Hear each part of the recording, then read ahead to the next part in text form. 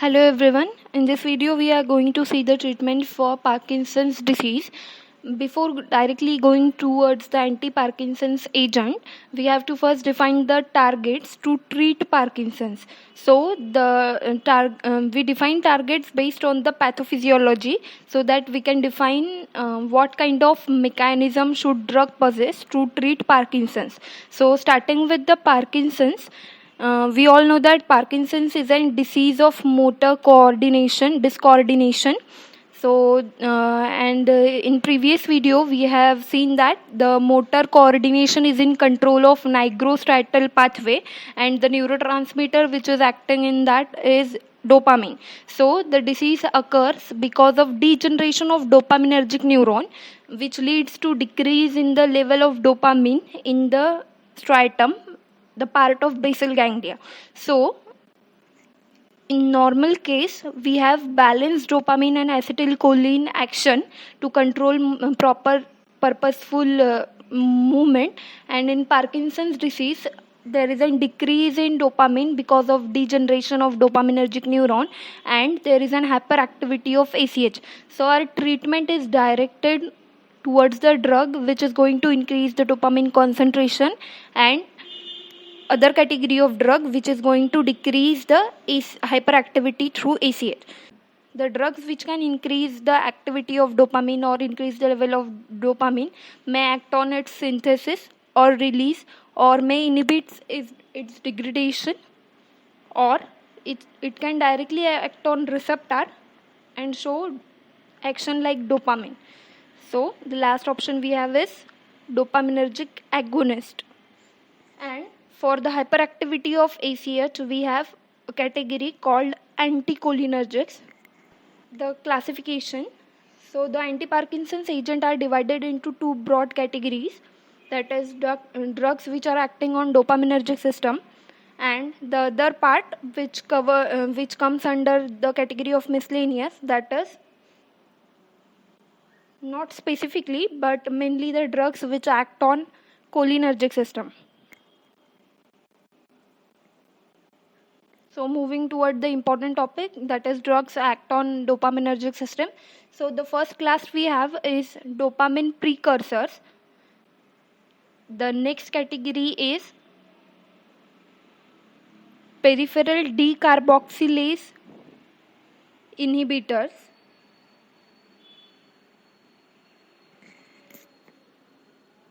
The third category is MAO, that is monoamine oxidase inhibitor. Next one is COMT inhibitor, that is catechol O methyl transferase inhibitors. And the last one is dopaminergic agonist. So in dopamine precursors, the drug which comes under this category is Levodopa.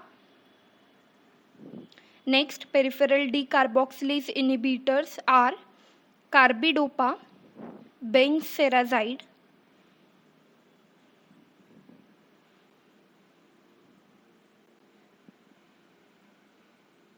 then specific MAO-B inhibitors are the drugs which ends with gilline, that is rasagiline and selegiline.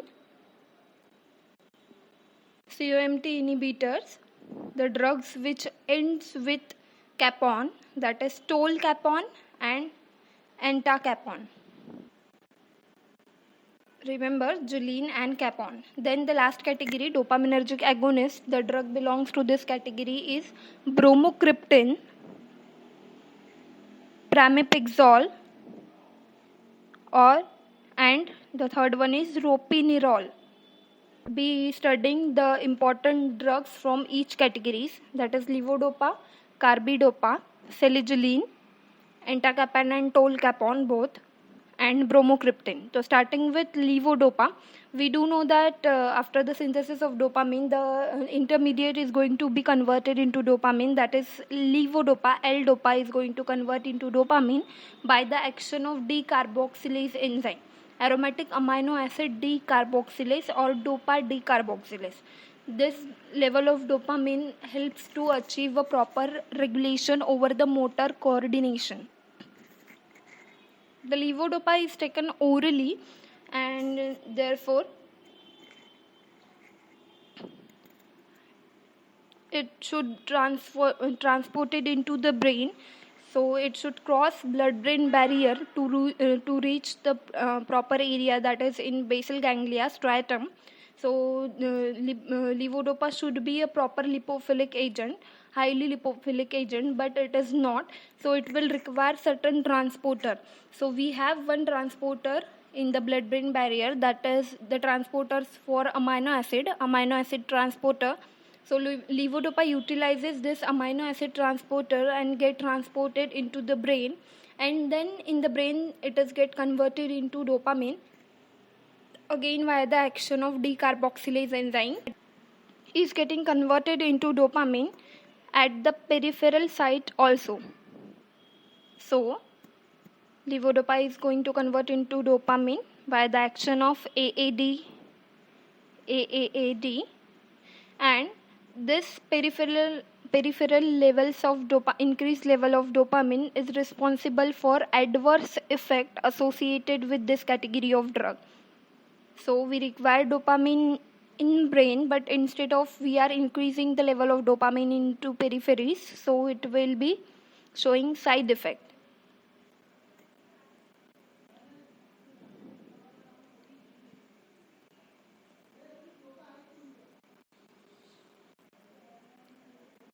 The next important point that we need to remember is, since levodopa is getting converted into dopamine in the periphery, so the actual concentration of levodopa get decreases, and the minute concentration of levodopa reaches towards the brain. For example, if we take 100 molecules of levodopa, it is an hypothetical condition, so only 1 to 3% of original concentration reach to brain intact form, that is in levodopa form. We have to increase the dose of levodopa so that more concentration of levodopa should reach into the basal ganglia. Then the pharmacokinetics of levodopa. So the drug can be taken orally, but after oral treatment, oral administration, it is going to convert into dopamine at the peripheral side because of presence of this enzyme at the peripheries. Next point is, the drug is absorbed through small intestine. So there can be factors which interfere with the absorption of drug, as we have studied in the general pharmacology. The first factor which is responsible for affecting the absorption of levodopa is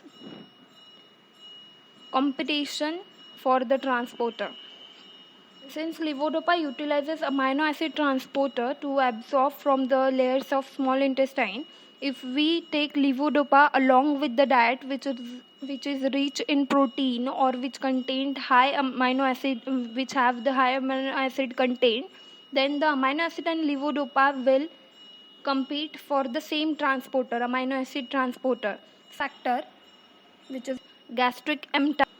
We all know that gastric emptying is a time which is required for the content of stomach to reach in the small intestine. Gastric emptying is delayed, then the drug can get degraded into liver or metabolized. Thus, as I said, the drug has high first pass metabolism.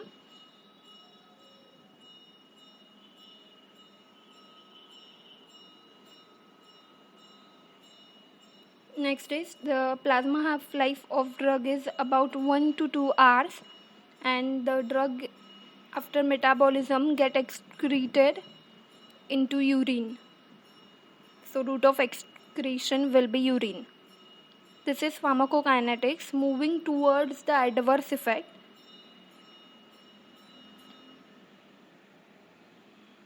which is important to consider.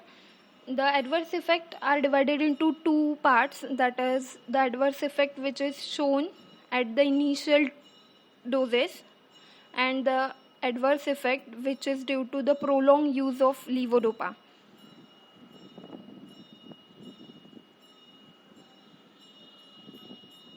So starting with adverse effect at an initial doses can be nausea and vomiting.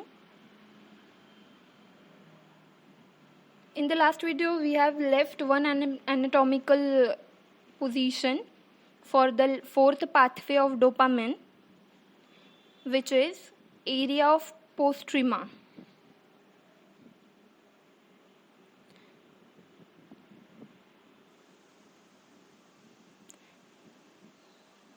This area of postrema can directly affect the CTZ center, that is chemotrigger receptor zones. So the dopamine via this area can stimulate the CTZ indirectly, which can cause nausea and vomit. The second side effect is postural hypotension. So postural hypotension is because of decrease in sympathetic outflow from the action of dopamine. And we have also studied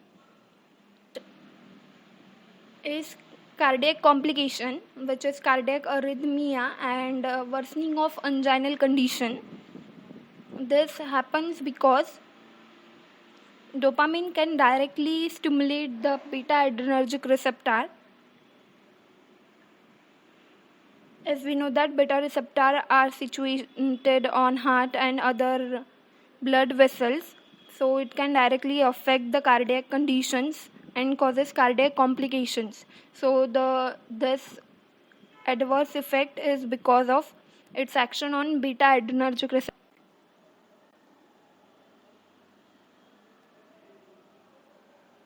Then moving towards adverse effect due to prolonged treatment or prolonged therapy with levodopa. Adverse effect, that is abnormal behavior. So after prolonged levodopa treatment, the person can have anxiety, can have mania, can have mental confusion, and it can also produce hallucination. And we know that depression is associated with decrease in the level of monoamine, and dopamine is one of the monoamine which is responsible for it. So if in the treatment of depression we are going to increase the level of dopamine by the administration of levodopa, then in that condition the levodopa prolonged treatment can cause nightmares. So the second adverse effect associated with prolonged therapy is abnormal motor movement or abnormal movement, which is dyskinesia, that is uncontrolled motor movement.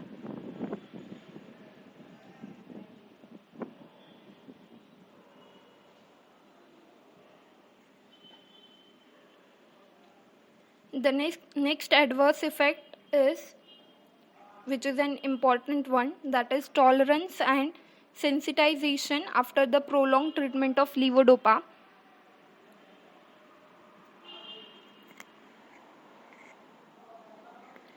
So this can result in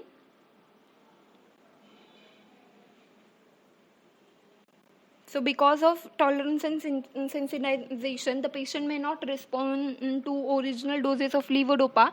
So in that condition, we have to increase the level of drug. So it is associated with the on-off phenomena or on-off period.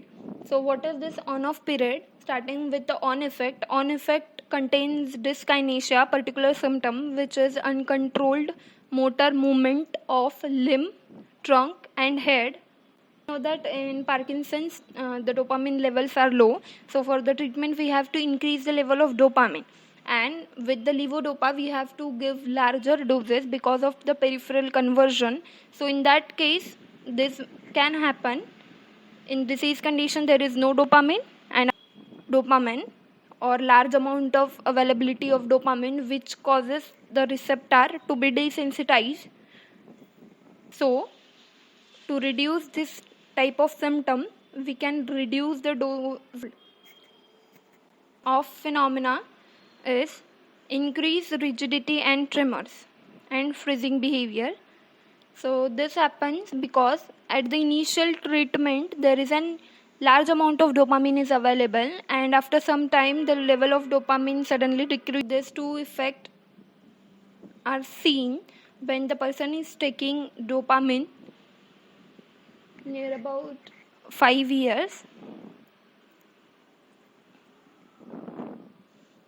Since it is not curable condition, so the person have to take levodopa. So most of the adverse effect which is associated with the levodopa are due to its peripheral conversion, and because of its peripheral conversion we have to increase the dose of levodopa.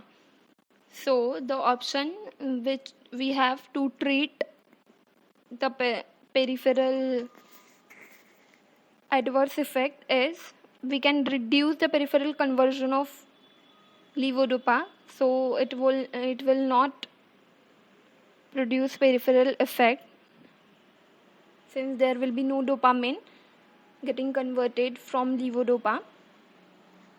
And also there will be decrease in on-off phenomena which is associated with the increase in large dose of L-dopa. Should know that why we are increasing the dose of levodopa and why we are inhibiting the peripheral conversion.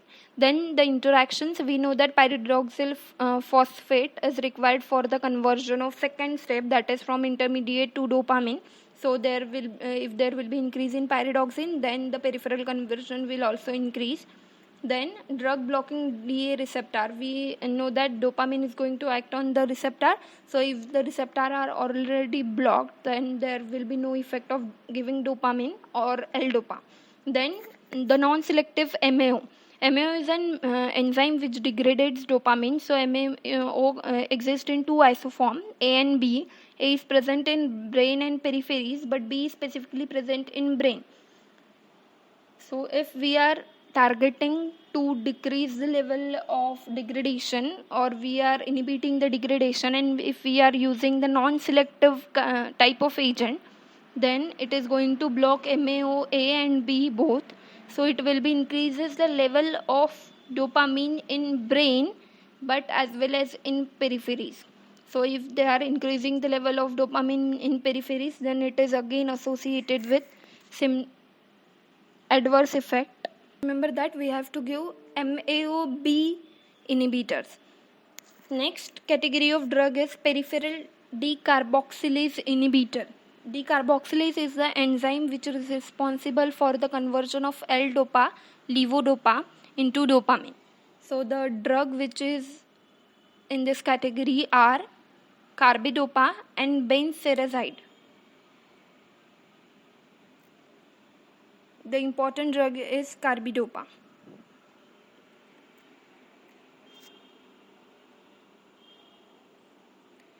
We know that L-dopa get transported into the brain via transporter, amino acid transporter, and in the brain it is going to convert into aromatic into dopamine with the help of this enzyme decarboxylase. But in peripheries also the enzyme can convert levodopa into dopamine. Therefore only 1 to 3% of drug reaches towards the brain. So in order to increase this percentage, we inhibit the peripheral conversion of dopamine by inhibiting this enzyme with the help of carbidopa. So carbidopa is going to inhibit the aromatic amino acid decarboxylase periphery, but it is not able to cross blood-brain barrier. So only levodopa can cross blood-brain barrier, and much concentration of levodopa will be available in the brain, and much concentration of levodopa reach to basal ganglia. This will also have plus effect that we don't get an peripheral adverse effect which were due to the peripheral conversion into dopamine. So benefits of this combination will be carbidopa increases the plasma half-life of levodopa as it prevents its metabolism into dopamine, specifically in peripheries. So the larger concentration of drug will available for longer duration. Thus, there will be increase in T half.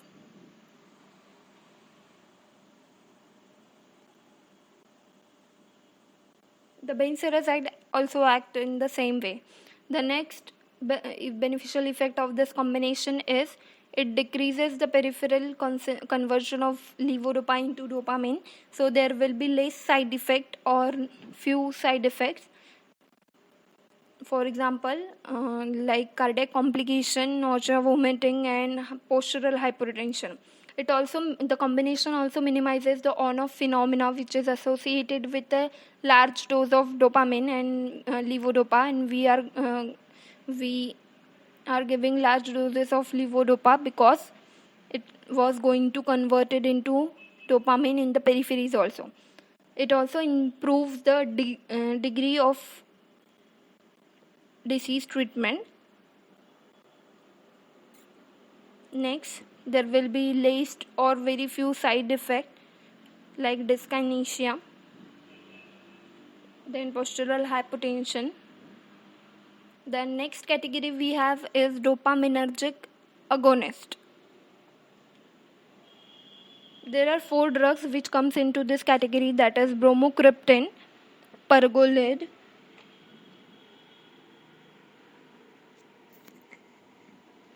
then we have pramipexole and ropinirole. So, starting with bromocriptine. Bromocriptine is an ergot derivative. So, it is 2-ergocriptine. Bromocriptine potentially binds to D2 receptors than the D1. So we will have more effect on D2 than D1. At D1, it acts as a partial agonist. Then the T-half of bromocriptine is about 1 hour. So we have this drug acting on dopamine receptor. So we can use this in the treatment of Parkinson's, but we used in the treatment of Parkinson's as a supplement only, supplement to levodopa, which is a primary treatment for PD. Then we have pergolide. This is again an agonist for dopaminergic receptor. It also acts on D1 and D2. Then ropinirole and pramipexole. The main thing is that this drug are non-ergot derivative and it act on D3 receptor along with the D1 receptor. So ropinirole is specifically bind to D3 receptor as compared to pramipexole. First thing, they are used in the treatment of PD. They shows improvement after 1 to 2 weeks of treatment. Means we have to take this drug over to 2 weeks to show a better result. Shifting towards its pharmacokinetics, this drug can be taken orally. This drug has 40% of plasma protein binding. Then this drug are metabolized via same enzyme, that is CYP1A2. Then the T-half of this drug is around 6 hours. The important side effect of dopaminergic agonists are all are going to show nausea and vomiting along with the postural hypertension. Shifting towards the next category, that is MAO-B inhibitor. We are now giving specifically MAO-B inhibitor because we have to inhibit the degradation only in the brain, not in the peripheries. Inhibitor example are Selegiline category. So Selegiline is an important drug in this category. So Selegiline is an irreversible and it is a selective inhibitor of MAO-B. So it will be inhibiting the MAO-B, and we all know that MAO causes degradation of dopamine into dopac. So there will be no conversion of dopamine into dopac in the brain. Therefore, I have written increases the neuronal dopamine concentration, not the peripheral. Then the drug is oxidized into amphetamine. So we do know that amphetamine belongs to CNS stimulant category of drug. So it can cause the side effects. So the rasagiline do not have this metabolite and it do not convert it into this metabolite. So there will be no toxic. Next and last category is COMT inhibitors. COMT inhibitors are catechol O-methyl transferase inhibitor, another enzyme which is responsible for degradation. So the drugs are tolcapone and entacapone. So tolcapone inhibits the peripheral conversion as well as the neuronal conversion, that is central conversion of dopamine into its metabolites, while the entacapone only act in the peripheries, not in the brain. So this shows that tolcapone is lipid soluble as compared to entacapone. So tolcapone is crosses blood-brain barrier easily as compared to entacapone. Therefore, tolcapone can inhibit the conversion of metabolism of dopamine. Both the drugs are reserved for off-period associated with the levodopa treatment, prolonged duration of levodopa treatment.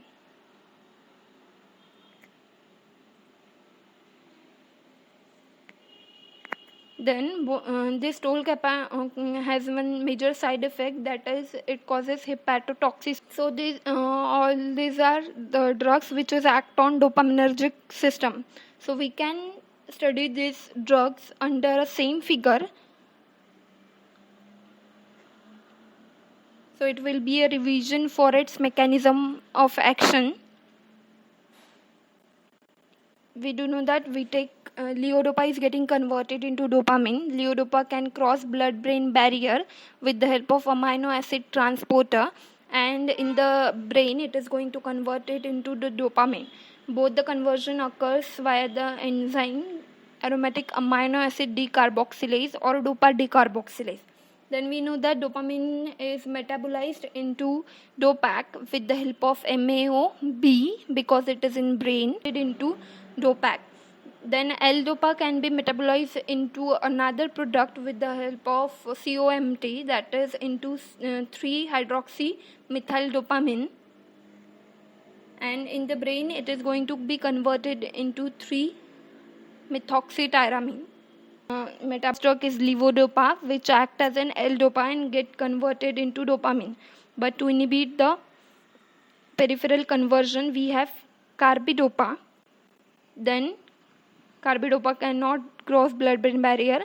In the brain, we can inhibit the metabolism of dopamine by inhibiting MAO-B specifically with the help of Selegiline and Rasagiline. Then we can inhibit COMT with the help of capone category of drug, tolcapone and entacapone. But we know that this tolcapone is lipid soluble, so it can cross blood-brain barrier and it can also inhibit the COMT in the brain.